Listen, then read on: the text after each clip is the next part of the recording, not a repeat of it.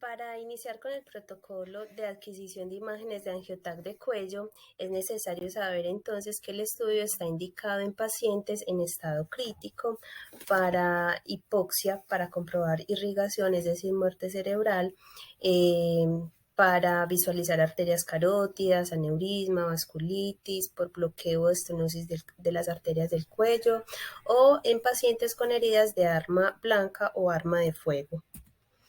Como todo estudio con radiación y con medio de contraste, el estudio está contraindicado en pacientes en estado de gestación, con enfermedad renal crónica y con antecedente previa de alergia al medio de contraste. Como personal asistencial debemos de verificar que el paciente cumpla con un ayuno de 6 a 8 horas, que tenga unas pruebas normales de función renal, es decir, el BUM y la creatinina. El paciente debe firmar un consentimiento informado y debemos de canalizarle una vena en el pliegue con un Gelco 20 o uno número 18. Como recomendación posterior, el paciente debe tomar abundante líquido. En caso de que requiera un estudio contrastado, debe de esperar mínimo 48 horas posteriores y debe realizarse un control de creatinina. En caso de que el paciente presente enrojecimiento de la piel, dificultad para respirar, cefalea, vómito, mareo, debe consultar a urgencias. O también en el caso en que vea signos de infección en el sitio de venopunción. Buenos días, mi nombre es Irley Tatiana Espinosa Osorio. Voy a dar continuidad a la exposición de la angioTAC de carótidas. Voy a hablar del posicionamiento del paciente para este examen. Bueno, entonces, para tomar una angioTAC de carótidas, ubicamos el paciente en decúbito supino con los brazos pegados al tronco del cuerpo, en adquisición caudocraneal. Bueno, entonces ingresa primero la cabeza al gantry. Nos ayudamos del cabezal para evitar movimientos del paciente. Hacemos una pequeña distensión del cuello. Subimos un poco la mandíbula, solo un poquito, para que no se interponga y de pronto no nos quede ruido en la imagen.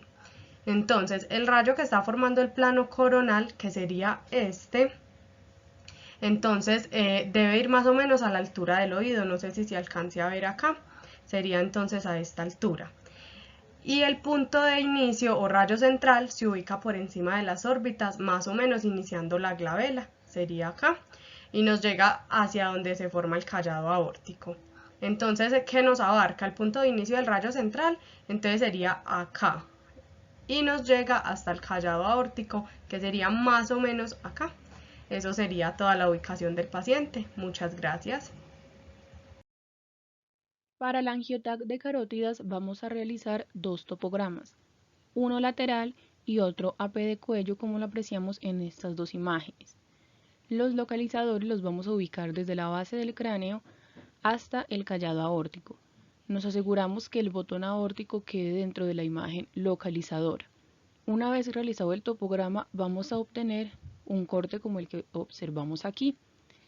Cuando tenemos este corte, vamos a posicionar el ROI en este punto rojo, que es el callado aórtico, y le vamos a dar un valor al ROI de 110 Hounsfield. Una vez que nos marque en la pantalla este valor, vamos a iniciar el barrido de manera caudocraneal. En este estudio vamos a obtener un grupo de cortes en equipo multicortes con volumen de 0,5 milímetros, de 2 milímetros en plano axial, coronal y sagital. Hola chicos, ¿cómo están? Mi nombre es Cristian Agudelo y expondré sobre la dosis del medio de contraste, la velocidad de inyección, el medio de contraste que se utiliza y el requerimiento de venopunción.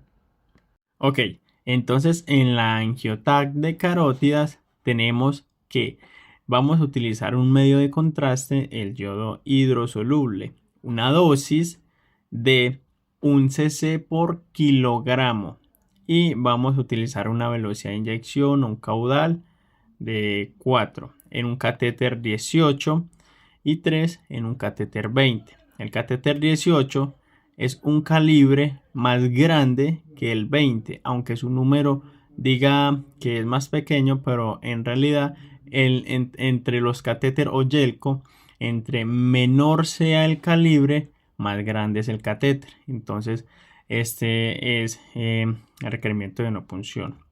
Tomografía de carótidas. Tenemos acá el callado aórtico, que se nos ramifican estas tres ramitas, las cuales las denominamos así: arteria subclavia izquierda, arteria subclavia, arteria carótida común o primitiva, como deseen llamar, arteria tronco brachiocefálico, que se nos ramifica en la arteria carótida común izquierda, carótida común derecha, y arteria subclavia derecha.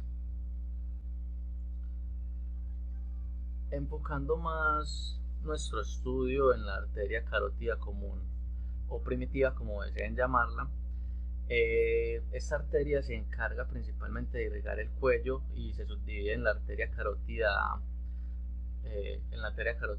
interna y en la arteria carótida externa. Y ya teniendo clara cuál es nuestra arteria carótida común o primitiva, podemos ver que esta se nos ramifica en dos ramas: en la arteria carótida interna y en la arteria carótida externa. Estas vamos a estar más enfocados en la arteria carótida externa, que es la que da la mayoría de las ramas que irrigan el cuello, y las cuales son 6 ramas principales, que son la arteria faríngea ascendente, la arteria tiroidea superior, la arteria lingual, la arteria facial, la arteria occipital, la arteria auricular posterior, y aparte de esas tenemos 2 ramas terminales, que son la arteria temporal superficial y la arteria maxilar interna. Espero que les haya quedado claro la información. Yo sé que hablo muy enredado, pero que haya sido como información de valor para ustedes. Muchas gracias.